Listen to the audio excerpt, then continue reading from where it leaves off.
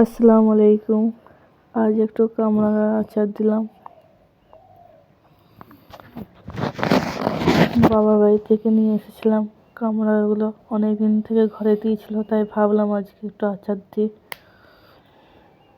প্রথমে তো কড়াইটা বসিয়ে দিলাম, কড়াইয়ে তেল দিলাম, তেল দিয়ে লঙ্কা তেজপাতা ফোড়ন দিয়ে সামান্য একটু নুন আর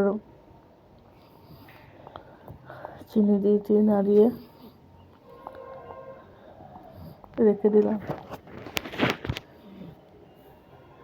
চুলার আঁচটা একটু কমিয়ে রেখে দিয়েছিলাম।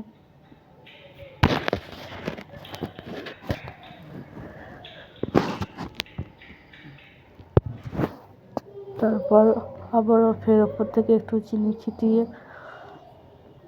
আবারও নাড়াচাড়া করলাম।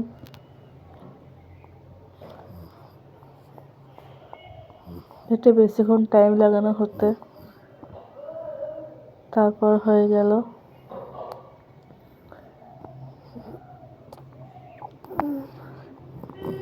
এটা হচ্ছে কামরাঙার আচার।